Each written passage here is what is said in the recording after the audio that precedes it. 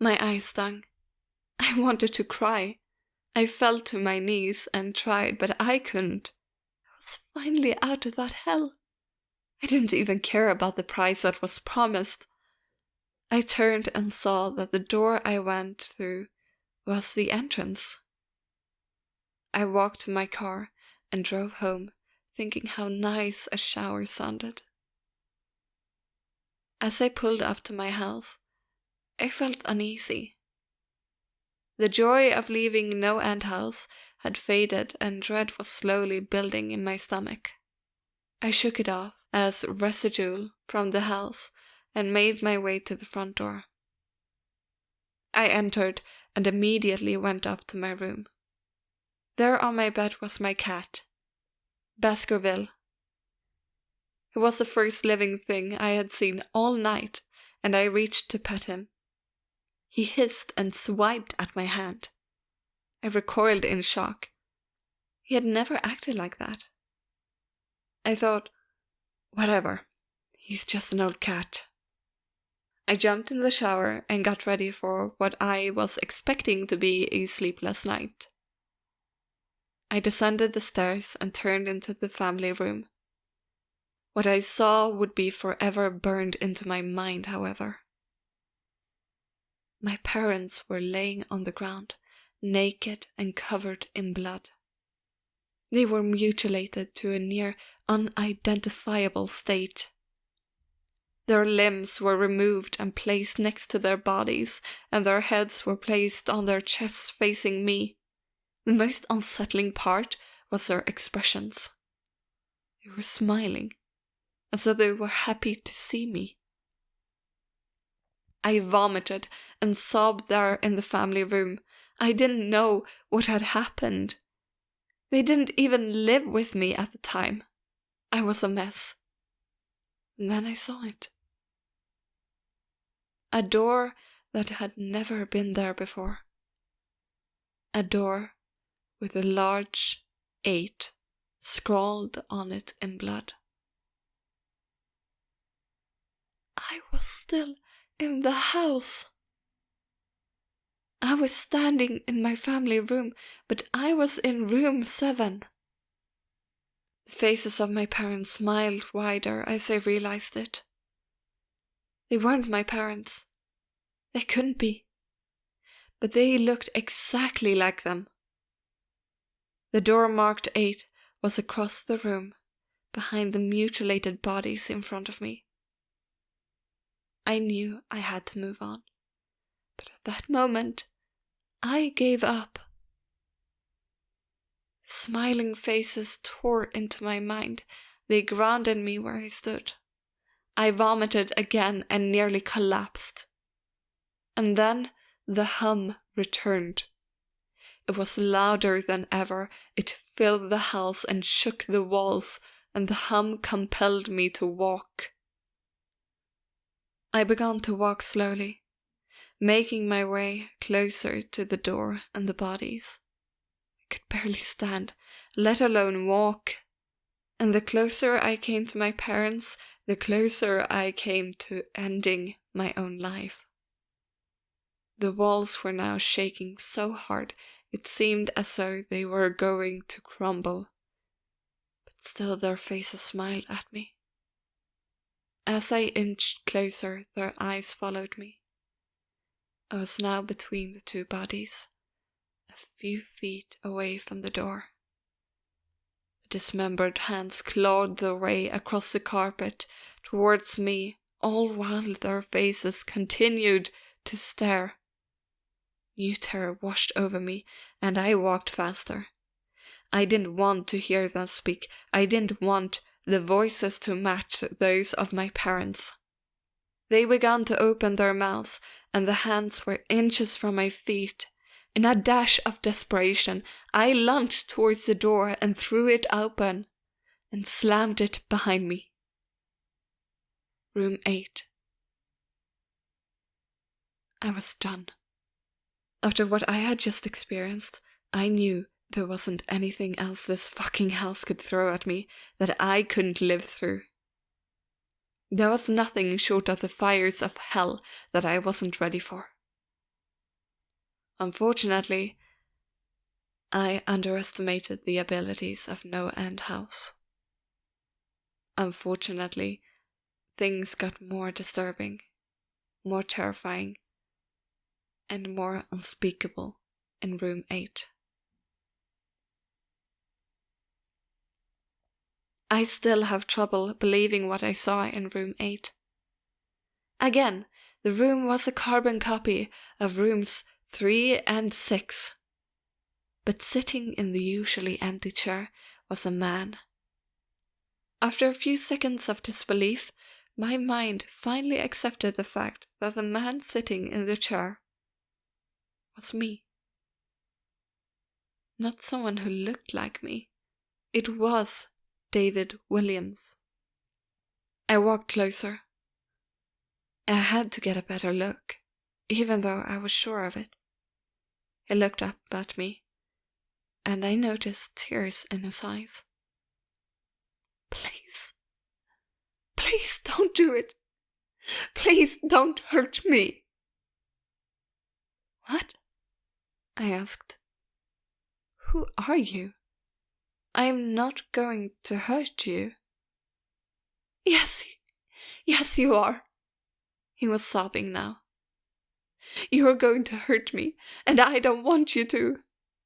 He sat in the chair with his legs up and began rocking back and forth. It's actually pretty pathetic looking. Especially since he was me, identical in every way. Listen, who are you? I was now only a few feet from my doppelganger.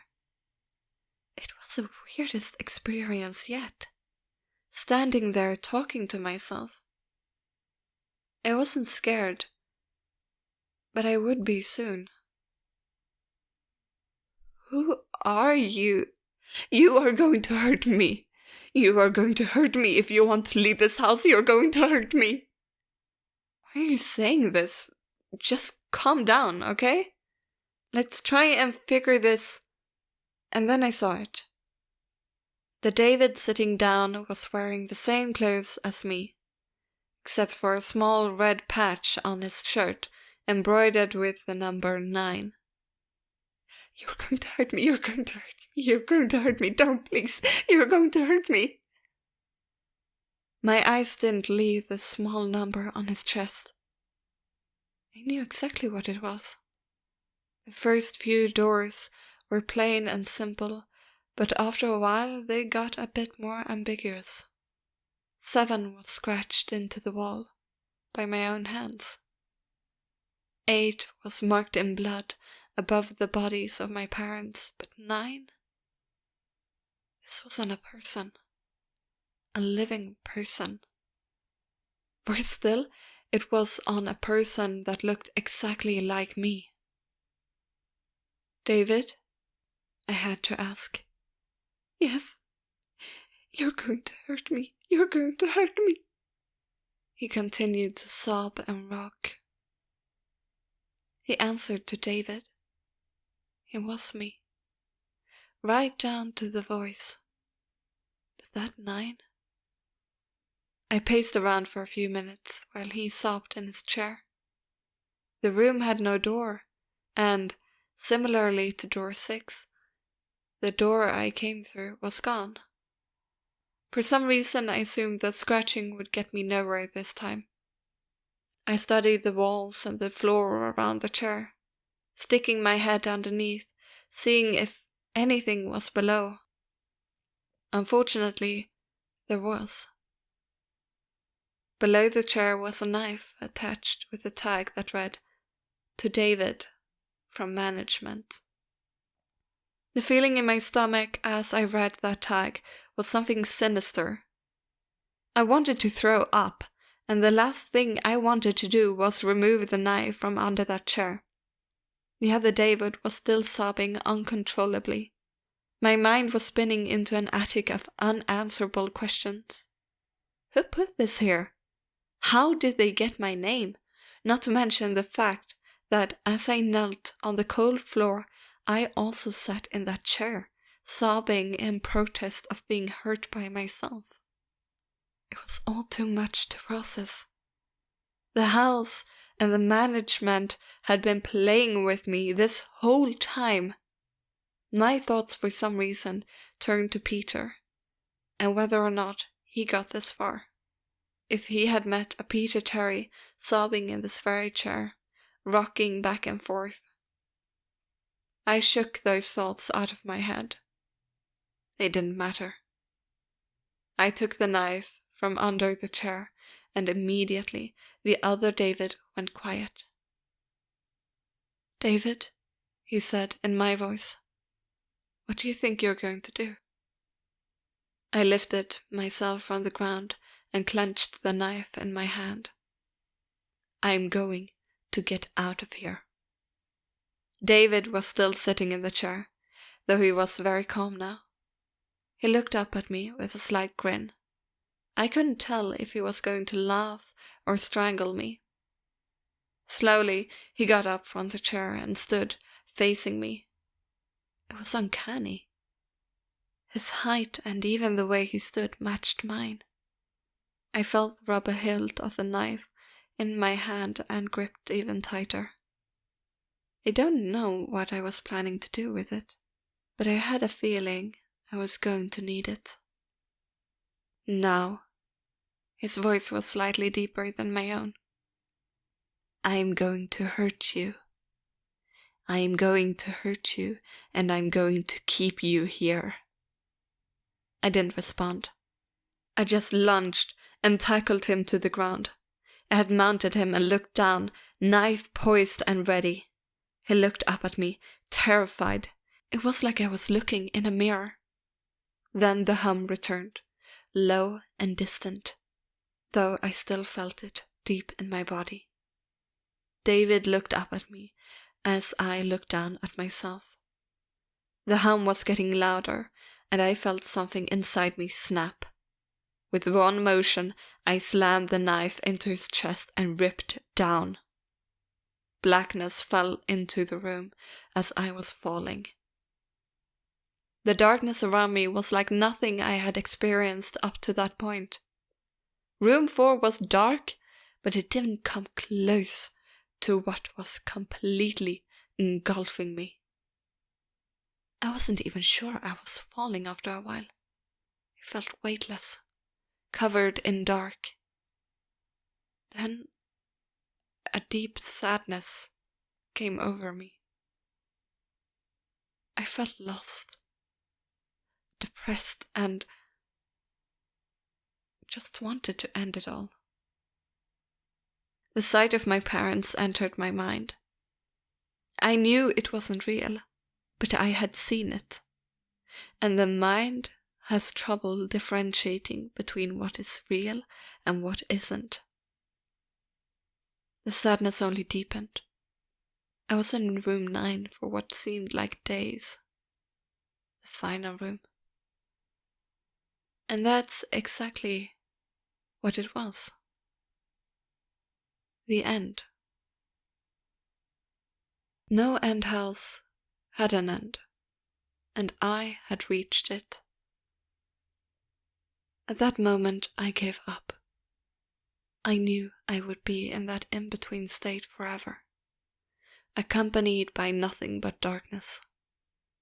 Not even the hum was there to keep me sane. I had lost all senses. I couldn't feel myself, couldn't hear anything. Sight was completely useless here. I searched for a taste in my mouth and found nothing.